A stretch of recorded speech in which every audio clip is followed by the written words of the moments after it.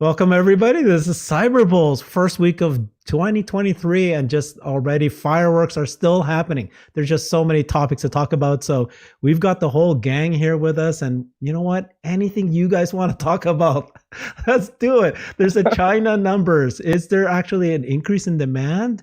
Woe is me. It's like some possibly good news. There's a fights amongst the community. There is the earnings call coming up in 2-3 weeks. Macro is still kind of crazy. Where do you guys want to start? Who wants to get going? I'll get going real quick. I'll Yes. set a little macro stage and a little basic stage. So we got CPI Thursday. That's going to be real important. I think year over year inflation, they're looking at 6.6%. So anything under that, I think the market looks at that good. The Fed doesn't have to do as much and we rally. If it's the better the number, greater. If we go over that 6.6, that could be a little bit more headwinds and we could still be choppy and maybe, go down a significant amount. The month over month number we're looking at, I think they're looking for 0.3, but we see some Uber bulls that were wrong, like Tom Lee. He's calling for like a 0.1. So almost like no inflation going forward, maybe even to 1%, under that 2% goal. So that would be interesting if we got something like that. So that could be a potential catalyst for the market. Overall, Powell, I think, spoke today, but no fireworks. He kind of just laid out, I think, a basic speech. I could be wrong about that, but I don't think anything of note came out of it. So we'll see Thursday. That's short term. Beginning of the year, we know Tesla's been down. I think on a 1 year, we're down like 66%, something ridiculous. The Qs this year is up plus 2%. Tesla's down minus 4% this year to date. Now, I know it's rallied a little bit, which is great. It had a couple nice big days to bounce off of that 101. But overall, year to date, it's still underperforming the index. So we just have to monitor that and see if that divergence continues, or does that narrow and does Tesla start building a base and start grinding higher. So that's just kind of setting the scene a little bit in the beginning. I'd love to again hear what Alexandra and Jeff has to say on it, but also I'm enjoying this talk. So go ahead. Thank you, Christian. Thank you. So I'm actually, I'm starting to get used to the stock price, which is always surprising to me. If you would have told me 3 months ago we were where we are today, first of all, I would have never believed it. At 160, I thought we had bottomed out. And suddenly I look at it at 120 and I got like, oh, that looks good. I mean, psychology for trading and for understanding stock prices is really crazy. The one thing that's clear is Tesla is undervalued here. We have much more upside than downside, and that's actually a much more comfortable, good. Thank you for giddy up, Tesla. A much more comfortable feeling than having the feeling that we could, lose a lot more. So I do believe people have lost a lot of money on options. People have lost a lot of money on margins. That accounts for certain nerve state of people. There is a lot of hatred on Twitter. There is a lot of bad words going, hence my name a couple of minutes ago, because I was treated by all the names. I can't believe it. I mean, come on, it is crazy. I mean, if there's one person here that has no interest for anything, like I'm not making money, I'm just, trying to help, and then being treated by all these names, I just can't believe it. Well, here it is, my normal name back. It has been a ride, and I just hope everybody finds back to senses and calms down a little bit. But I do believe we're really well set up, and I want to do a quick shout out. I'm going to do in an hour and a half at 2:30 Pacific, 4:30 Central, 5:30 Eastern. A Spaces with Gary. Gary asked me to set this up. He wants to talk about the Q4 earnings call. He wants to talk about where he is now with Tesla Energy, because I do believe he's coming around, and making sure people understand where he's coming from. Obviously, I'm taking questions. There's one tweet on my timeline where I want all the questions. And so please do participate. I want as many questions as I can ask him. We do hope also have a couple of the famous ones up there. I hope my 4 friends here, Alexander and the 3 that are here, will join us as well. And so it's going to be a busy day. And that's the reason why I still have that damn Christmas tree back in my house. So don't laugh. I was going to ask you guys, there's obviously a huge community rift that's happening. People have been talking about friends that are used to be friends are fighting bulls versus bulls. But to what extent is it just because a simple explanation that the stock fell, a lot of people are upset, so now many are changing their thesis, they got hurt, and so then they're fighting? Or is it partly also because the stock fell and that allowed voices that weren't part of this conversation, the anti-Elons coming in and the new people? Or is it, do you think it's just really the look, if you're a bull and you've been around for 5 years and then all of a sudden you're changing your tune and people are fighting each other? What do you guys think is happening? Yeah, let me maybe start with that. I know Jeff and Christian have their idea as well. I think there are lots of people that are really hurt financially, right? And there is, it's always difficult to overcome. But I also think this whole Twitter sphere is different in 2023 than it was, let's say, in 2017, right? In 2017, the people that were there were fighting for Elon and for the mission against the rest of the world. Now this Tesla group is much larger, has people with different horizons. Some are short-term investors, some are portfolio managers, some are long-term investors. So they have different perspectives. Try to share it. So you have more voices in there. The third point is that there are a couple who are doing this now professionally. Like I said, I'm not, but there are a couple of people who do this professionally. And so they depend on YouTube income. They depend on whatever else. They sell merchandise and whatsoever. And with more and more people entering this market, they have to distinguish themselves. So you have people that are going into certain niches, doing a certain type of analysis, or certain that are just loving to create buzz by being aggressive. So you have these different niches. I think everybody knows what they are doing. I don't think all of it is very kosher and friendly, but it comes with the quest for attention, which obviously then shows in YouTube clicks and Twitter clicks and merchandise sales and whatever it is. It's a bit of a shame. What can you do? And it's also obviously a large gap between the all-in Elon can do no bad, let's never question anything, and the ones that try to be very realistic and maybe even over-realistic and come over as too negative. And bridging that, I sometimes try, but I have to say it's exhausting. It really is. Yeah, I can add a few things here. I agree with Alexander just went through. And what I try to pressure test these arguments too, I always look like, is the person presenting any data? Do they bring anything besides a platitude, and a few characters in a tweet? So you don't have to necessarily have a dissertation every time you want to make a point on Twitter, but if you're going to be pointing to a recession or pointing to various things coming, there's real risks, and it's okay to highlight that and to put warnings out there. It's another thing to go in and actually look at the data of like what happens to auto sales in a recession, what's happening to EV penetration as a percent of total auto, what happens to consumers' behavior, what kind of recession is this? Are we already in it now? Is it in various pockets now? Is it started in real estate already? These are the kind of things to really like qualify and understand. So my filter for kind of in the Tesla community is to really look for people that actually, bring data-driven arguments and bring that experience to the table that's backed by data.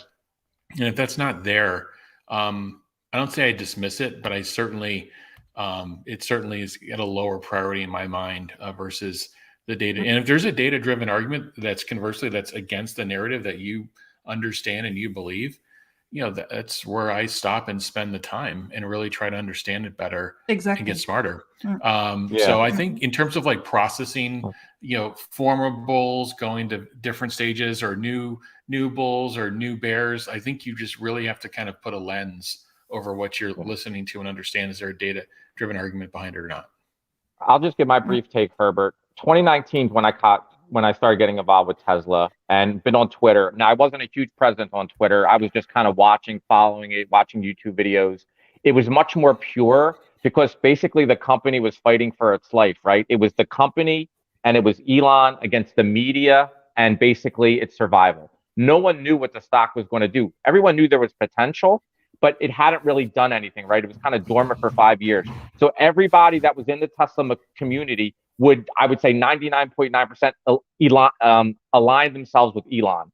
With the purchase of Twitter now, you've seen a little bit of split there in the community with people making lots of money, millions of dollars, money, a lot of emotion, and the stock going down. That's going to cause a lot of division, like you were mentioning earlier. And then the other thing I would say is the Twitter community. There's a lot of new people, and that's great when new people come. But a lot of people came. What I see is the stock already made a huge move, and it kind of is where we are now, or even higher, when they were getting very excited. So the stock, they were late to the party. They poured in, and now I did a poll. I think 60 to 70% of people that are invested in Tesla are underwater, meaning they're down on their position, which is incredible to think of right after the huge run we had. So there's been a lot of late adopters that believe in the company. They were just maybe, late to the story, or really weren't paying attention to it early in 2018, 19, or even earlier. And I think that's why we have so much going on, because of the stock going down, because of the Twitter controversies, and because of the money loss, and then all these factions for, like you said, YouTube income and all this. I think it's a toxic brew for all this to occur. That's just my opinion. I agree, and I want to specify a little bit more when you said the purchase of Twitter, and getting political, because by getting political, I mean, obviously Elon can do no wrong, but let's name it nevertheless. By getting political, you have half the world against you. That's just how politics work. I feel at the moment there's the same tensions on Twitter than there are on political forums. I just always feel that no president, be it Biden, be it Trump, be it Barack Obama before, was never really judged objectively by anybody. Either you were 100% for, or you were 100% against, and so he couldn't do any wrong or he couldn't do any right. That was just it. And nobody was looking at these things. And now we're at the same state with Elon. So getting into this political sphere made people, emboldened people to suddenly become very pro or against Elon, rather than thinking about the mission and whatever. So that's the first point. The second thing I want to say, and I'm going to say this very clearly again in an hour and a half. I joined Gary's advisory board. Now, first, for everybody to know, I don't get a penny for it. The only right I have is when I feel that Gary is doing for his company or for his other funds and managed accounts anything in the way I don't agree with it, I am obliged to tell him. It's not I can tell him. As an advisory board, I have an obligation to say so. And believe me, with my big mouth, that's no problem. I don't get paid for it, but I love having that obligation. I thought about it for quite a while. I didn't accept it straight away. But why do I want to do it? Because I think Gary is our best spokesperson to a world that we don't want to deal with, but which exists and has the big money, meaning Wall Street. If we get Gary's attention, best example currently is energy. If Gary spends time understanding energy, putting it into his model and talking about it, Wall Street will get it. It's not the Dan Ives of this world who will do it. Maybe Ferragut will do it, but they don't understand Ferragut. I mean, I love Pierre, but it's better probably in French than in English. So the whole thing is that we need is a big word, but we better have Gary in good shape with us to be able to talk to him and tell him, look, how about looking into that? I can help you with that. Let's discuss this and that, so that when he goes up the learning curve, he conveys it to people that are much behind on the learning curve. And that was for me the main reason. I mean, the main reason why I'm in this Twitter world is I really objectively want to help. I want to help giving my little knowledge. I'm not saying I know everything, but what I know, I really want to share. But I also want to help now Gary understand the things that he just doesn't have an immediate affinity to learning. And then if he gets it, he's on CNBC, he's talking to the Tony Saganagis of this world, and that may trigger something. So let's not spit on him. I just don't understand this hatred against the man who is giving. I mean, of course, he's making money with his asset firm. That's his job, right? And everybody knows it. There is nothing that's hidden in there. But let's use him what we can use him for. Yeah, so this is my point. I love what you said, and dovetail to what Jeff was saying about, he likes people who are data driven, right? So Gary is very much data driven. He's measured. He just gives out facts. It's his facts. It's what he thinks are right. So this is perfectly the person you want to interact with. They might have different opinions. Like there's a lot of people who think that they don't like that he's promoting a PR. They don't like that he doesn't include FSD. These are perfectly good arguments to have between two people. And he's a financial analyst, and it's good for us to understand how financial analysts think.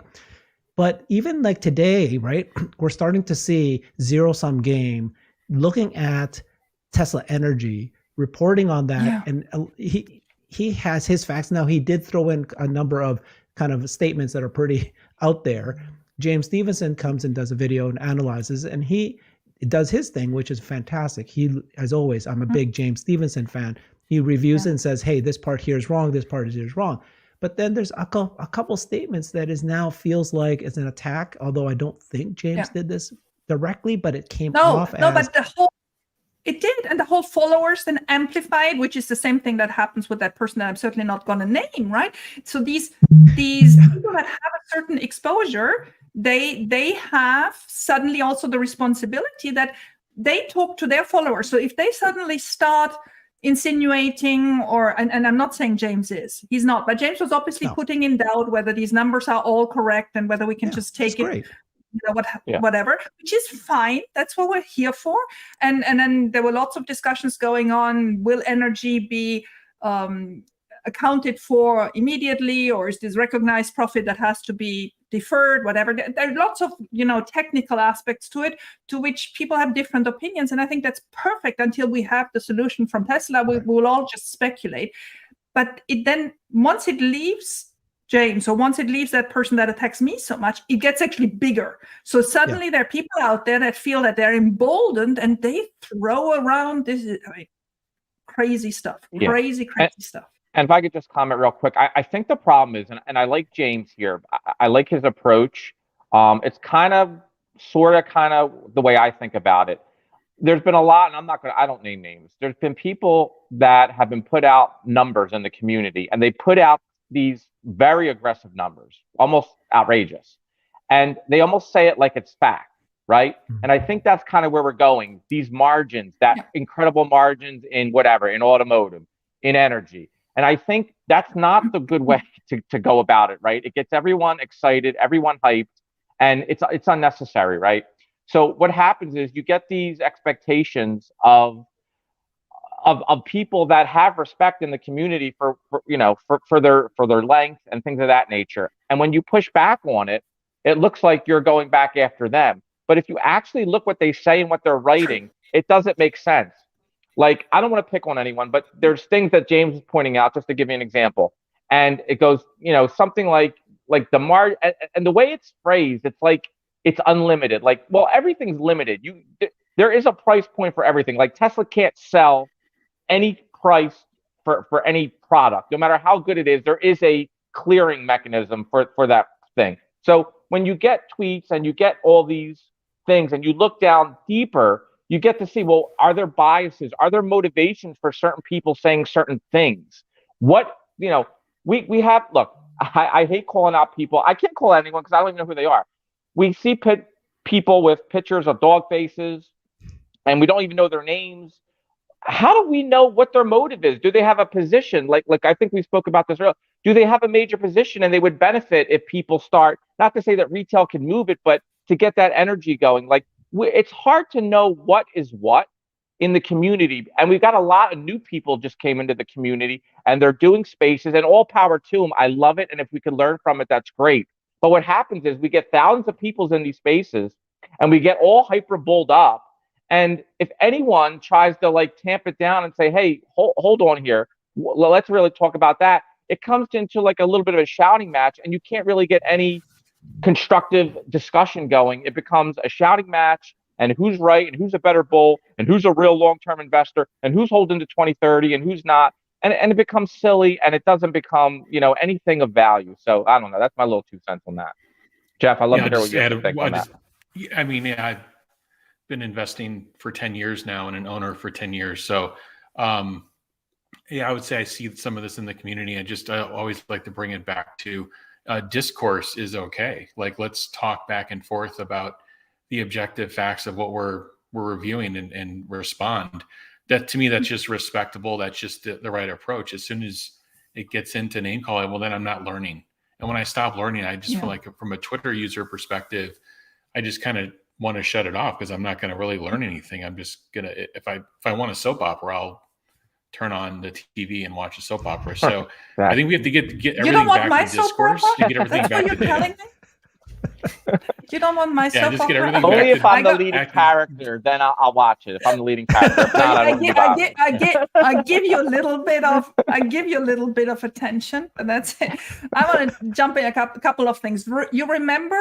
I think it was in December 2021. Adam Hove, who hyped 12.9, right? Remember Right. that with Yeah. all those Yeah. whatever? That was fun, right? That was fun. It was a hype, but it was a hype that was fun. We were still in a bullish market. Everybody was happy. The same would happen today. The poor guy would be nailed to the wall. I mean, we have moved from something where everybody understood it was fun and hype, and we were making fun of him. And I mean, he was fed up in the end with it. That's fine. But the community didn't split. Today, much less than that splits people. And one thing I think is for sure is options are a major reasons why people are so worn out, right? Yeah. So one thing if people have long leaps or whatever, but people were really playing the short game, got really burned. I see a lot of comments on Lee. Lee lost a lot of money on options, so it's really difficult for him to digest that. So what do? I mean, first I reached out to him and said, want to talk? I take some time. He said, no, I don't want to talk. I said, fine enough. I understand that.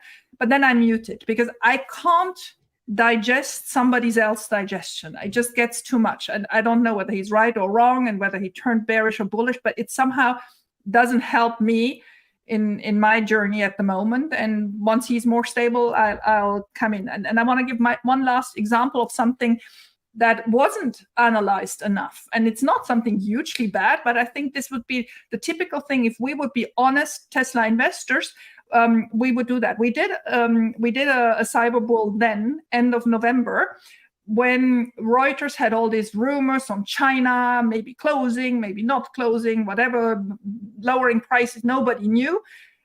And a couple of days later, 2 days later, Tesla said, none of this is true. And 4 weeks later, we actually know all of this was true, right? It may not have been true exactly in that context, but the facts actually got confirmed. Now, that's just something I think we should discuss as a community. That wasn't brilliant. That was subpar. What could be done different? I mean, who leaked? Who didn't leak? And if they leaked, should Tesla China have just assumed what happened and said that's true and given clarity about it? So I think there are stuff happening that we're allowed to be critical about. There is no reason to just swallow everything and think this is just it. Tesla is allowed to make mistakes, but we are also allowed to talk about it. I mean, the community has grown. Do you think it's grown? Has it grown, Yeah. guys? Oh yeah. Yes. Okay. Oh, yeah. Since I mean, last there's so year, many people. since several years? Okay. Look at the old time, Kristen, for example, she has now more than 100,000 followers. A year ago, she had, I think, half. So yes, Yeah. the whole community exploded. And to give another example, when I was coming in 2019, when I was starting to get to the Tesla story, Galley was like my main guy, right? Galley was making videos. Galley doesn't even make Tesla videos anymore. I love Galley. I know he's still involved, but he used to put out a video every day. I used to look forward to it. He used to do a whole bunch of stuff. And that got me hooked in his excitement and his energy. And I think he came from a pure motive. He really believed in the mission. And yeah, he was doing finances, but he also had that mission component. And we hadn't done the Twitter space, none of that yet. It was just YouTube, right? And it was basically just starting. So you've had those people, and some people have gone away, and we've gotten some new people that have a big audience, and they're doing a different style, right? Some of them are more Elon centric, and a lot of that and the free speech. Some are in it just for the money, to be honest, right? And yet maybe the mission's there, but it's more the money. So everyone's coming at from a different angle. And I know this sounds obvious, but everyone on this investing journey is an individual. So as much as we're a community, we all have different goals. We all have different time frames. Some people are 60, some people might be 30. Some people might already have done really well with Tesla. Maybe someone's down 50% again. in Tesla. What? So, what is he doing? So age what I'm shaming saying, again. Age shaming. we tend to think when we're on Tesla, we're all on one team, and we are, and we do have a great knit group, but there's a lot of people in different positions. And I think we forget about that when we're just going back and forth and this and that. Everyone has a different angle towards the story, right? So like for someone like me, I hate to bring it up again, when we rocketed up and we talked about this, I think, for months, Herbert, when it was did. me, you, and Xander. I said, you got to take some off the table. You just did a 20x, and everyone looked at me like I had 5 heads.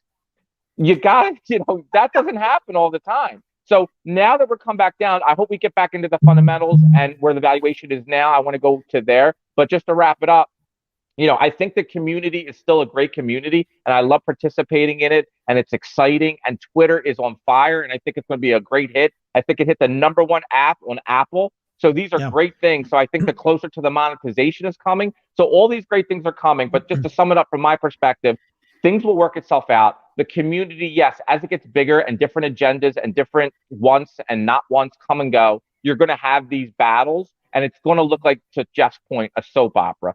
I'm okay with it. I've learned to just ignore what I want to ignore and engage where I want to engage. So that's what I do. Yeah.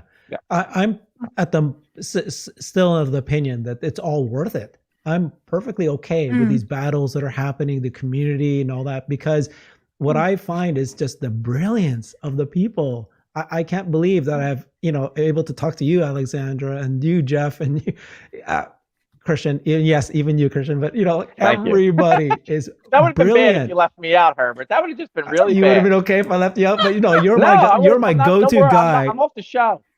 You're my go-to guy for the economy, for financing, for general life advice. I'm your OG, man. You're my OG, man. But you know what I'm saying? Like, there are people that I just cannot believe they're doing this in this kind of deep dive analysis. And so, okay, there's going to be battles, but at the end of the day, as an investor, as somebody who loves Tesla, it's worth it. It's worth it. We'll get by. We'll get by this. I don't think it'll come back to what it was before, because I think at the beginning it was all the people who were very much into Tesla and the commission, but now it's people who are trying to make money out of it, with the run up, and they were just late boomers and try to get in right away. Yeah. Oh, there we go again. Boomer shaming again. No, I didn't mean that. I said late boomers. I didn't. We're all Gen Xers here. We're all Gen Xers. Yeah. I don't like drama. I want to add two things. Herbert likes drama. I does not. I want to add 2 things. My get into the Tesla world was now I mean, it sounds crazy now, because 2 years or 2.5 years later, they're much less active than they were then. But I absorbed their videos when I started in 2020, and I really loved it. And I have to just shout out, and if they ever hear it, thank you very much for making me, love Tesla and understand Tesla. They were really good. And then I want to add one thing. There is this infighting among us, which I obviously hope I can heal a bit, and it sort of gets a little bit better. But then there is also 2 or 3 subjects that divide us. One, for example, is Ross trying to get on the board of directors. Is that a valuable thing or not? The other is Leo Kogan's behavior on Twitter, these retweets of quite aggressive things, because there we are outside of the little playing field of retail investors infighting, right? Like, you love Elon more, or I love Elon more, and I love the car more, and you love Elon more, and whatever, right? I mean, it's that level. There we are out of that level, because of that level. We're into something more serious, and we shouldn't think that the 2 things are equal. They are not. Leo has a huge power. I don't think he wants to sell, because he would have a huge loss if he sells. But he's obviously very motivated of getting his ideas out. As you know, I've written a Substack, and I hope he acknowledged it and was very complimentary to me, which I obviously appreciated. But I don't think that side is over. Ross seems to have found a way to get on that proxy vote to become a board of director member, has Leo's support. They are obviously now speaking to the institutionals of this world. So we have to understand, and I wrote that about 2 or 3 weeks ago, there is more drama ahead, and that's another level of drama. And that's the level we should actually discuss, and not just curse them, but really understand what's their motivation. Is it really bad, or is it really good? It's not as easy as people think. Oh my God, Russ has a fund and he wants with his fund into the board meeting. I think that's not the issue. Ross does see a couple of weaknesses in Tesla's board. Tesla's board is down to 8 members. It was 11 members before. He feels there's space for more. He doesn't want to replace anybody. He wants to be added on, and he thinks he's a good smooth talker. He is actually. But does that make him a good board of directors member? I don't know. I commented on that last night. And actually, my view is that he did it exactly the wrong way around. I think if you want to do a thing like that, you need to make sure first whether you got Elon on board. Tesla is still an Elon-centric company. And doing this just by auto-declaring yourself and hoping now that you can get 67% of votes. I mean, count to 67%. Yeah. This is highly unlikely. So, and making all the fuss around him. And just an interesting question, and you might know this, Alexandra. Him running an ETF and he manages money. Is there any conflict of interest that would prohibit from being on the board if he had those things? Not at all. No, not at all. I'm just asking. I don't know. Yeah, quite the contrary, actually. You have big funds that have Warren Buffett often places a straw man on boards. Isn't it actually funny that we hear hardly of any, quarrelings to get into boards and whatever, yet there is lots of infighting as well happening for the Amazon board and for the Apple board and whatever, but it's just not publicly on Twitter and spread out the way we do it. And I mean, Ross has been quite aggressive the last couple of days saying... What's the negative if Ross gets in? Because like you said, there's 8, and then this notion that there should be a retail investors that support, that represents the retail investors, that knows us and communicates with us, that can help, us have a way to get through voices. There is a Why big does that negative. not make sense? I think there is a big negative in this way. I like Ross, but I think the negative is him running a fund that is number one position is Tesla.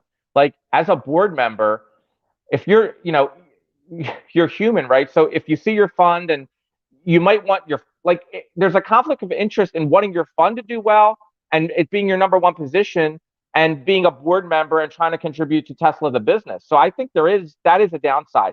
Most boards, and I'm not an expert in this, but most top, big companies, they're usually executive from other big companies come on. In most cases, they're not usually a mutual fund manager, on Pepsi or, there's usually not like, oh, I run this ETF, so now I'm sitting on the board of Amazon. That's usually, I'd be surprised if anybody like that is on a major board like that, of that size. I could be 100% wrong, but there is a conflict of interest that just is glaring. Again, this is nothing against Ross or Gary or anyone like that, but when you're running a fund and your number one position is the company you're sitting on the board of directors of, I think there is an inherent conflict of emotions because you want your fund to do well. Yeah. And if the company's not doing well, your behavior on the board might be impacted by what your fund is doing. Again, just my opinion. Especially for somebody then like Ross. I've experienced Ross in combination with Gary and also by himself. Ross is a smooth player. I think he's one of the best salespeople out there. He's very quick on his feet. You can throw him any situation and he can actually say one thing and the contrary in 2 seconds if he understands that the person next to him wants to hear the contrary. He has no problem at all. He has no barrier to adopt, right? I'm not saying this is good and bad, but when you're a salesperson, this is perfect because that's what you need to do. You need to sell to the person on that side. So once you capture what that person wants, well, you tell him what he wants to hear. So that is his force, but that is not at all a characteristic that helps you on a board of directors. The positions at the board of directors are either to be in one of those committees, compensation, audit, ethics, whatever, right? And then you have to really dig into these subjects and make quite difficult decisions because it's always an arbitrage between solution A and solution B, right? And you are responsible as the board member because they want to take it out of the company to another level of independent people bringing their know-how there. So when I hear people saying, oh, I want an engineer on the board. No, I want an engineer working in the factory. That's not what this is about. A board is doing subjects that are above the daily grind of a company and the strategy of a company. They're not there for the strategy of what's the price in China, or they're not there about do we produce more Ys, or is the next gigafactory in Mexico rather than in Canada. That's not their subject. Their subject is good ethical governance of the company on subjects for which you want some oversight, where you just don't want to leave it with the daily management.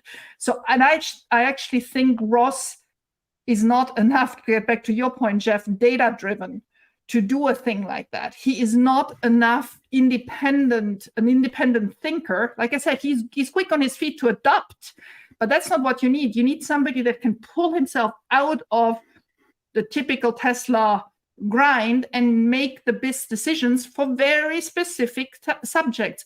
Now, would Ross be a good person to head Tesla communication? I mean, never would he take a job like that. His point was not. I'm not saying that I'm supporting Ross. I'm just trying to bring up the points. He was saying that he can help Tesla with the communication, and that there was a negative thing that happened to Tesla because of a failure in that. And that's not a board position. But that's not a board position. That's a PR, communications, whatever position. And I mean, we all know that they don't want that. So they don't want it as an employee position. So do you think in the world they would want it as board position where the board people, the one thing I learned by becoming suddenly an advisory member of Gary, I feel emboldened to yell at Gary, right? Which is good. He yells back, but that's all good. But that's what you want in a board. You want people that give a little bit of the other side, so that the management has a little bit of we call it in French, in German, a sparring partner, meaning, when you're in the boxing game, you have somebody that prepares you for the big fight, rather than just telling you you're the most beautiful and wonderful and have the nicest gloves. I think Ross is not the right person, and I don't think he's data-driven enough. No, and I don't want to go for the board. Let's just make this once and forever clear. I don't know. There's like 4 people in the comments. Thank you for your support. Thank you. Is that what you're doing? No. You've just been trying to get yourself on the board. I didn't get any votes, Herbert. There's no votes down there for me. And no, nothing. Nobody said you're good looking this time. I was like once in like 30 episodes. No, let's make this very clear. I've said it before, and I want to say this very clearly again. I'm not interested in any position at Tesla. I actually don't feel qualified to be on the board. I think I'm much too emotional to do that. And I would be intimidated by Elon, by this mission, and I would be, sclerosed rather than effective. So, but I think I do quite well what I do on Twitter, and I hope that I can do it for a much longer time. I have in no way any pretension or willingness to go on the board. And I mean that this is not just political hack talk. Yeah. Say something, Jeff. Yeah. I'm not announcing anything. So no run for you in your future. I think you'd be great. Supply chain management. Exactly. That's actually right. Mm-hmm. Well, no, but Alexandra just pointed out that he should be hired, not board necessarily. Yeah. Well, yeah. We're just having some fun here, but no. I'm curious, Jeff. What do you think about all this? What do you feel? Someone like a Ross, someone like a Gary. We're just having fun here. Anyone. Do you think they're valuable on a board, or they're more valuable going on CNBC? Ross is always on interviews. Are they more valuable promoting the company on public TV? Yeah, maybe we need activist PR. I mean, just people that just take up the PR mantle and just start doing it outside of the company. I think they are actually better served external to the company, informing the media and the analyst community. Something it doesn't get talked about enough is the coverage on Tesla is mostly auto driven, and now you see this big ramp up in energy and Megapack potentially.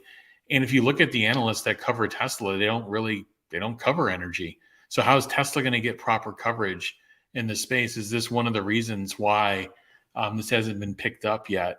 I think Ross and Gary actually do a service in terms of informing the media, especially Gary. If you look on CNBC, literally the most informative guest that they've ever had talk on the company, goes through the numbers.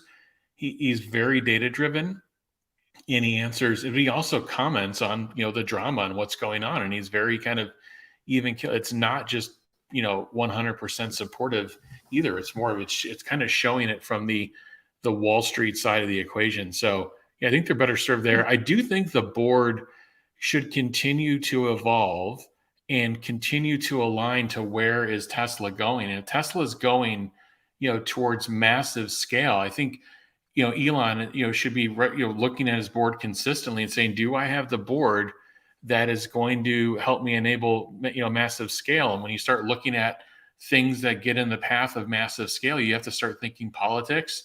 You have to start thinking along other vectors, in the industry besides. So what the board that got Tesla to where it is today may not be the board, that's needed going forward. There could be some refreshing that's needed. So I do think going from 8 to 10 members is probably wouldn't be a bad thing either, especially if those added members can help on the political path or help on the scale path.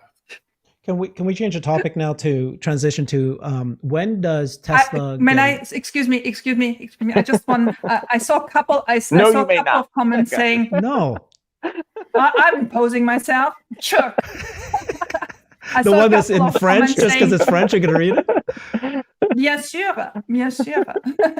I'm not gonna answer that one. Yes, sure. I saw a couple of comments saying Ron Barron. We have the same issue. Ron Barron is managing funds that have SpaceX and Tesla in very prominent positions. So if that is the main reasons not to look at Ross, and again, Gary never proposed himself. I mean, I just can't believe all these people out there saying, oh, Gary wants to be on the board of directors. The few times I talked to Gary about that subject, he said, that's the last thing I want to do, having to manage Elon, right? And I really believe that's, I think he loves what he's doing. That's why he's probably too much out there and getting too much hate, but certainly not being on a board of directors. So that's on Ron Barron. And then to get back to Jeff Lutz on the activist PR, there was actually an initiative in 2017 on that. And people did videos, and I posted them this morning. The 10 winners of the, good ads for Tesla are on a YouTube channel, and you can go on my feed and see them. I mean, they're all beautiful 2 minutes ads with very good ideas. Some for children's safety, some for speed, whatever. Really good people, and that's 5 years ago. And so maybe it's time, and Oracle Tim proposed that this morning, that we redo some activist PR videos, video contests with a price of, I don't know, a Model 3 or whatever, so that people really get motivated about it, or PR presentations or whatever, just because, if we really feel that Tesla should do it, and if you look at those videos, they're, absolutely stunning. And these are, private people who finance them and did a beautiful job. Okay. Sorry, what Robert, I wanted now to, it's yours. Yeah, no, it's okay. What I wanted to do is kind of elevate the conversation now to include energy, and when does Tesla become not just an auto company, but auto plus energy? And what Jeff was saying is that the Tesla of today is no longer the Tesla of yesterday, and at some point it's going to think bigger, and we're going to start talking about energy as becoming the primary kind of the new next leg and the next vision. And so when does Tesla start reporting on its quarterly earnings, not just the P&D of vehicles, but also energy? And what do you guys think about all this talk about, the margins and the potential for the Lathrop is actually humming now, and whether or not they're going to announce multiple megapack factories? And then wouldn't that, that's what gets me excited, is I think that could be a true catalyst for 2023, that when people start seeing these factories, when they start seeing these numbers coming out, the margins, then that's when we'll start seeing the re-rating. Or is it still going to be just 1 billion out of 100 billion? And so, yeah, talk to me 5 years from now when it's 10, 20% of the revenue. Well, I'll go real quick. So everyone knows I'm an investor first. That's the way I look at everything. So I don't buy Tesla shares, yes, for the mission, but I'm an investor and I want a return on capital, and I want things to go well.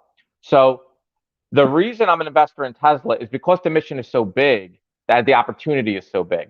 So from a high level, Tesla now here at, I don't know, what is it, 370 billion, with nobody accounting for the energy business. It's starting now to get more exciting. And it's really getting exciting because the valuation has come in. That energy business, like I've been saying for the past few shows, that energy business could be 300 billion in 5 years alone, with no auto, no anything, right? Just the energy business alone. So this is what's getting me excited now. And for full disclosure, I've been buying shares in this level. So haven't really talked about it in this 101 to 120. I've been dollar cost averaging in here. Now, could it go lower? Of course, I don't know, but I think you're getting great value. You're getting great valuation. And the reason you're getting this is because people are scared to death. Tesla's been revalued from pie in the sky. Oh my God, energy, cars are going to drive themselves. We're going to have bots. They're going to grow 50% every year in perpetuity or probably more. Margins are going up. All that has gone away. And now the market is, doing their manic depressive. And now they're depressive. Can Tesla even sell cars? Can Tesla even grow? Are they going to make money? Do they have to close down factories? We've gone from the excitement of every business is going to hit to nothing's going to hit. And hopefully they can sell some cars and grow. And hopefully they can make a profit this year. And you've seen the stock just tank. So emotions in check, keeping a level head.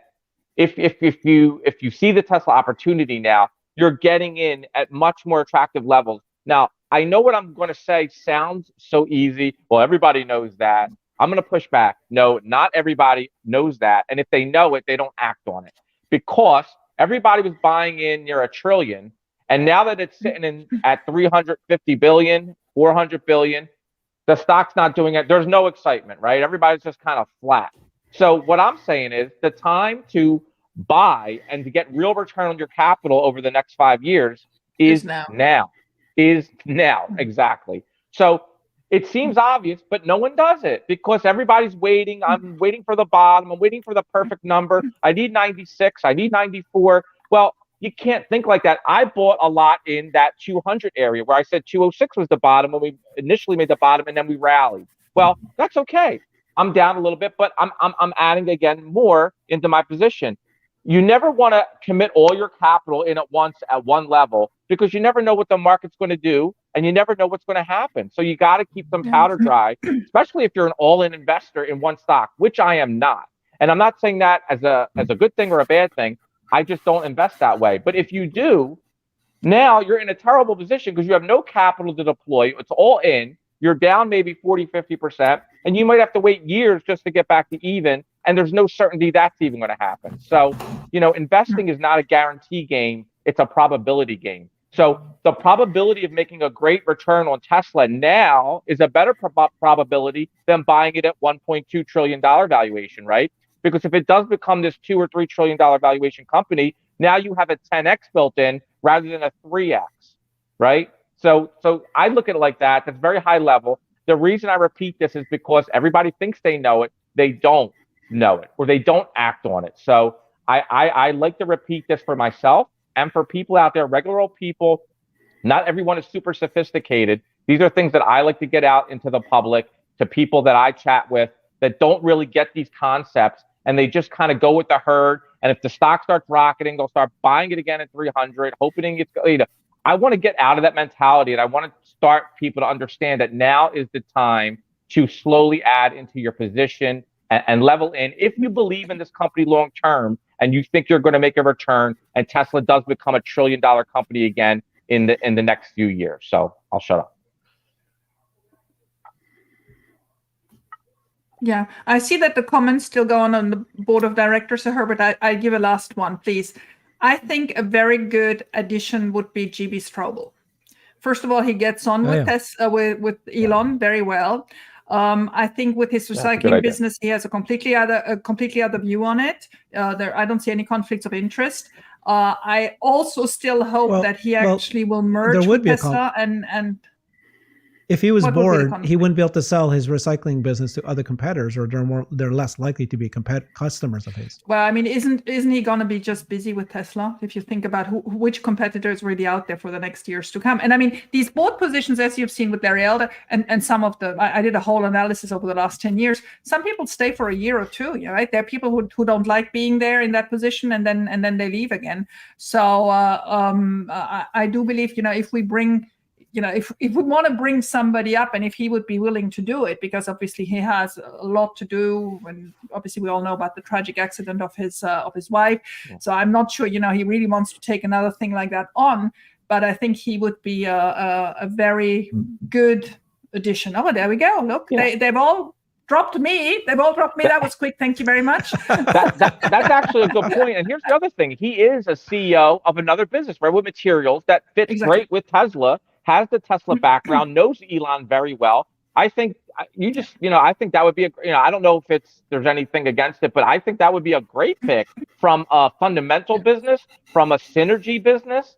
A lot of that would be great. So that is a great And you remember he LJ. came to the he came to the semi event, which obviously gave me straight away palpitations. I love the guy. I know I love Elon as well. I love so many people. That's just it. But I just think he would be the perfect fit. He knows how to handle Elon. They had a synergy that few people have with Elon, and I think he would in that role be somebody who would take it very seriously to make sure that this is objectively done and that the best interest of everybody and fiduciary risks are taken care of. Yeah. And the other reason maybe a is natural way. Sorry. A quick comment that the other reason is that it's a good transition to energy, not just auto, but energy, batteries. Exactly. Makes sense. Exactly. Yeah. It'd be pretty natural with him if Tesla acquired his company, the company gets acquired and he gets a board seat. That would also be fairly natural. Yeah. Very good comment. Yes. Okay. Can you guys answer my question though? When Absolutely. Energy. Throw at me, Herbert. Tesla Energy, is it going to be material this year? Are they going to start reporting it in Q2, Q3, or Q4? Like instead of just no, exactly. No, they're not going to do that. When can they re-rate? When can auto be re-rated? Go. Well, will energy? Go ahead. No, go ahead. No. I was just going to say, I could be wrong. Tell me if I'm wrong. Alexander, no, tell me if I'm wrong. Jeff, tell me if I'm wrong. I think the reason they give production and delivery is because I think they're mandated to tell how many cars are delivered, just like all the other automakers. They're not just going to give the energy. Wrong. So they all just do it reporting. No, they all just do it freely. They all just do it freely. Exactly. This whole reporting is not mandatory. Okay, that's what I was asking. Okay, fair enough. But what would make them want to just give the energy financials also because then you're giving them everything then. Why even have the earnings report? We could freaking do the earnings on the day they drop that pretty much. Let me jump in here. So for cars, I ask you, need a little bit of vitamin C here. So for cars, I think they did it for a long time just because they wanted to impress how good the growth rate was. It's almost like a standard that you have to do it. Yeah, exactly. But they don't have to do it. For energy, nobody does it. Now, the two or three things I want to just hold a little bit for the energy sector. The first one is we have 3 energy products. Solar, which is rolling out very subpar. Powerwalls, which are great, but they had lots of production lag to get it done, and Megapacks. And Megapacks seems to be the most profitable. We have all these zero-sum game and GP comments on it. They've done a lot of research on it, and I hope they're right. Do I know they're right? I don't. The thing with the Megapacks is if you talk to people in that industry is when do you get the money? There seem to be contracts that you get the money only when they're on the grid, which could be 6 or 10 months after they are delivered, right? Or you could be paid in tranches. So that's very difficult for us to see because now we suddenly have this factory in Lathrop that nobody knew before. We're seeing that they're producing, I don't know, they've suddenly 25 Megapacks out there. Can we really say that these have been produced at this price and are sold and paid at this price, or are they waiting to be transported? Are they waiting to be put on a grid somewhere? When can we recognize the profit? So I just want to put a little damper on it. I mean, I love it if this comes through in Q4 2022 or in the first quarter of this year, but just let's be a little bit less enthusiastic until we have read approved. And the second thing I'm a little bit worried about is, and everybody tells me don't, but I'm still not there, is where's the competition on those? I mean, there is competition for that. CATL is competition. There are lots of the Swedish ASS or whatever they are called. I looked at it last week. So there are people doing Megapacks already. Tesla didn't invent the Megapacks. They seem to have a better software. They seem to have the recurring revenue afterwards. But let's not just think that Tesla has invented the wheel here and nobody else has anything. And that's at the moment what I hear on Twitter. Like, this is just the thing. They're all selling them now at 60% margins, and that's billions and billions and billions, and $3 per year on the earnings per share. Maybe just a little bit of a bellyache, not sure that that's really all going to materialize. So I to answer concur, your question, 100%. Herbert, I think Take Thank a you. wait and So, see look. Herbert, Wait for the earnings. Yeah, wait for the earnings. I've exactly. seen 80% margins, then they became 50% margins, then they became, wait for the I earnings. guess, yeah. Let's see what I'm the energy does. Yes. I'm waiting for March 1st Investor Day, and they had a Yeah, little that'd be bit good. there talking about where they're going to invest their money and the factories, and I'm hoping that Yeah. it's going to be two mega factories. They built the Lathrop mega factory they broke ground September. They had their very first production in March or May, and then of 2022. Like, that was quick, and then now they're in a full production. So it's quick for them to 1 year and a half to launch these. Sure. And then if they do, it could then sets the stage for the narrative to change, that Tesla is starting to move to become a true energy company. It may not happen this year, but that's the one thing that it could change the PE ratio. Christian, I'm really upset with the PE ratio because it tells you what people are thinking this company is about. They're pricing in no growth. They're pricing in a no growth auto company. Yeah, a cool auto company that's going to barely grow this year. Go ahead, Jeff. Yeah, and just if you look at the EV penetration data, I think there was some data that came out from Sam Corris today, just confirming somewhere between 45 and 50% growth in the U.S. And in the U.S., if it went from 16 million units of auto down to 14, this year, what if it goes down to 12? It doesn't really matter if your EV penetration is growing. We're only at last year, I think 500,000 EV units sold in the U.S. This year, 700,000. Just over 700,000 is the estimate. Next year could go to 1 million. It could go. It's fine. You're still inside of a bubble of 12 to 14 million autos selling. So you're nowhere near, like, you're just growing EV market share inside of a bigger number. And I think that's what gets lost on a lot of people when you look at these data sets. And then back to Megapack. When I've started and ship new product lines, we do these full bottoms up stacks of UX, going all the way from the bill of material all the way up to ASP, and then above ASP for cost of sales. There's a predictive model we do in the beginning, and then there's an actual realized of, like, okay, how did this actually perform in the first quarter? How did it perform in the second quarter? What is the time to value of a mega pack in terms of, like, when does money flow into Tesla, as Alexander was bringing up? These are all the things that need to play out. But I don't fault the people that are putting a model out there and putting some data and saying, here's what I know, here's what I'm not sure of. I just think everyone should just be clear of, like, here's what's known, here's what's not known. Nobody on the outside of Tesla knows Tesla's gross margins. I just want to be very clear, but we will know that after the product ships, and we'll get a lot more information. But I don't fault people putting out a model and saying, put holes in it. No, you could, same for me. And I helped them organize spaces, and I absolutely enjoyed interacting with them. That's not the problem. I just, I'm a little bit critical on some of the executions in there because we just don't know, and I want to take the prudent stance. Maybe it's an age question, whatever.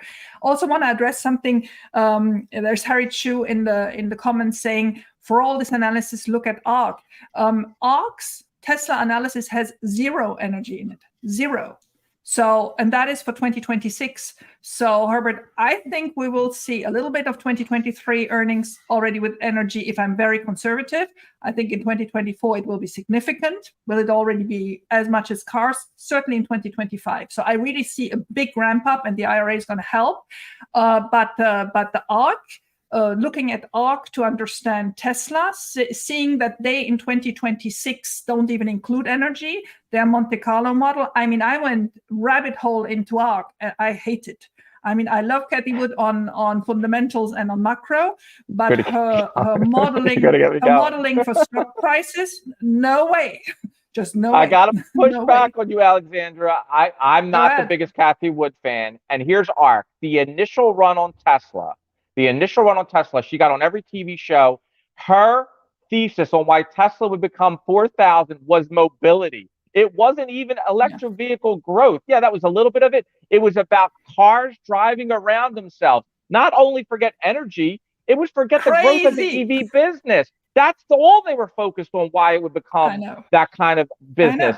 She just recently, and I think it was Tasha, said, we believe in 2026, Tesla on the vehicle business growth can now be also a multi-trillion. They've completely switched the game, and I was waiting for that because their mobility strategy is not working. So I'm just being honest, they got to change it up a little bit, and I think they're right now to go on the electric vehicle business, add some energy in there, because what they were doing before was it was basically a mobility company, and they were doing all the value. Essentially, it was all being accrued to cars driving around themselves, which is a terrible way to value Tesla. Again, just my opinion.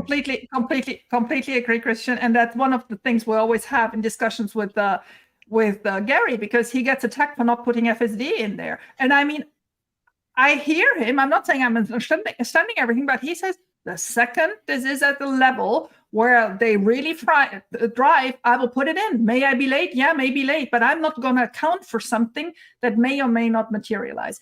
And ARC has, you're completely right, initially set all on that. There was the whole thing, how it would win over the miles currently driven by Uber, and how the cars would drive by themselves and blah, blah. I read that. And then after that, it became a Monte Carlo model with hundreds of scenarios filtered in and blah, blah, blah, blah. Crap. I'm sorry. I'm married to a guy who is PhD from Berkeley who did that crap. We were sitting there together. He said, put it exactly where it belongs. And then it went in the bin. This is just not the way to analyze. No, this is a car company. It's one thing if you have your models for whatever theoretical. I do appreciate her monthlies on, recapping the economy, the numbers, the Fed and whatever. I think she's very, measured and good on that. But on stock picking and stock analysis, it's been a disaster. Let's just say her stock picking has been an absolute disaster. Exactly. I'll say it. Exactly. And I've been critical on Twitter. I'm not afraid to say it. I know a lot of people like her, and a lot of people love her, and she's the future, bro, and all that. She's been a disaster. Yeah, that's it. Okay. Last topic. The earnings call is coming up in a couple of weeks. Are you guys anticipating a record earnings surprise maybe? Is it going to be lower than we expect? What's your... I'll go. I think they may surprise. Go ahead, Jeff. Oh, sorry. Go ahead, please. No, go ahead, Jeff. Jeff, you start first, Jeff. Jeff, let's get Jeff. Jeff hasn't spoken in a while. Let's give him. Yeah, I said Jeff. That's okay. Totally fine.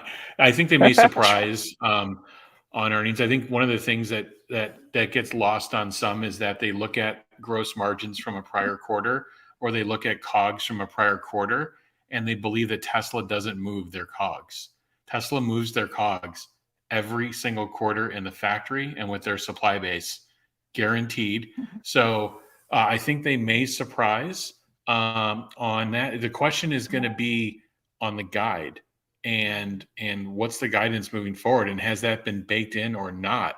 I mean, it's been discussed ad nauseum that the auto market, that demand. So if they come out and say, hey, probably less than 40, somewhere between 35 and 40% growth, and rip the Band-Aid off, is that the right message? And then do we move on, or does it take another hit because of that? So the guidance and the tone around the guidance, I think, will be key.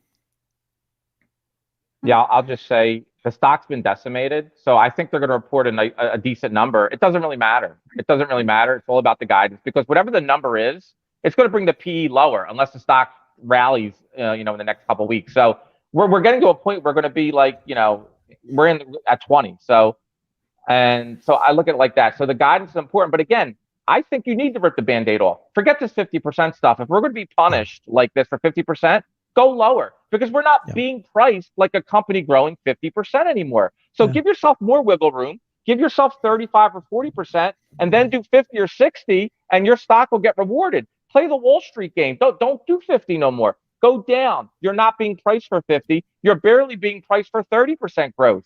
Go look at they're expecting 1.6, 1.7, and if in the out years they're not looking at 10 million. Most of these shops are nowhere near that number. So. I say bring it down unless they're really confident in it. Go lower because you're being priced lower. So give yourself a little bit of margin of safety. And then the one little thing that I wanted to say before I forget, going back to the ARC model and valuing a business. This is just the way I do it, and this is not super technical. This is just common sense. You look at all Tesla's lines of business. Take the energy business, take the auto business, you could even take the insurance business, take the possible bot business, take the mobility business, and then assign values around all of them, right? And you don't have to be perfect in it, but give it some value because it does have value. They are going to be generating some type of revenue in the future, especially the energy business. We know they're doing that. So that should get value. So the fact that Gary doesn't model that at all is quite curious because they actually do deliver these products. They actually do have billions of revenue in year on these products. And now that we're not talking about a $350 billion company instead of a $1 trillion company, guess what? A few billion does matter, and a few billion of profit especially does matter. So I'm glad he made that change. Yeah. Yeah, and that's the reason. As long as the car business was so prominent and we had a high stock price, the little energy business it was. I mean, I'm not defending him exactly, and I think what he missed is, and I told him, and I'm told him publicly, is when the stock came down and energy ramped. There were two elements that should have just told him, now please put it on the radar, and he did now. So let's see what he came up with his numbers, and let's be honest. So the other, and let Harry know, Gary is not echoing Tony Sagonagi. He's actually giving him a hard time, but there we go. To the earnings call, I actually, one thing that I'm interested in, will Elon be on the earnings call? Because you all remember last spring he said, I'm done with these earnings call. I will only come if I'm really needed. He skipped one, right? He skipped one, and then he didn't skip any since then. And I don't think he will skip this one because given, people thinking he's not focused enough on Tesla, I don't think he can skip this one. I think he has to be there. And I think it's actually a crucial one, explaining price cuts and the theory, what the guidance for 2023. And I agree with you, Christian, they have to actually tone it down. This over enthusiasm that we had end of October doesn't help anything. I mean, the stock price went down anyway. It went down for many reasons, but the over enthusiasm didn't help it at all. So the better they do a little bit of a moderate guidance, and maybe that brings the stock down a little bit, but then we are on a good basis to actually be able to beat it. And I would love that to happen. Yep. I love it. Good guidance, guys. Well, looking forward to what happens. Okay, let's end it here. But a couple announcements. First, not announcement, but Xander. People have been asking what happened to Xander. He's been really, really busy with his yogurt retail shop that he's been building by hand, and he's sending us pictures all the time of what he's doing. He's doing it all, and he's in the last week. He's been doing this for months, and he's just knee deep in painting and tiling and all that, and they're almost done. So he almost was able to join today. So he will be coming again next time. In about 20 minutes, Alexandra is going to have a Twitter space. It's always very large, lots of great information. Gary Black will be there, Alexandra. And so please tune into that. And then every day at 12 noon, I've been doing these 15-minute updates. It's gone great. It's wonderful. And so please join and help me make that thing grow and be informed. Thanks, everybody. Really appreciate this. Good show, guys. Good show. See you later. Good fun. Thank you. Take care. Bye-bye. See ya. Bye-bye.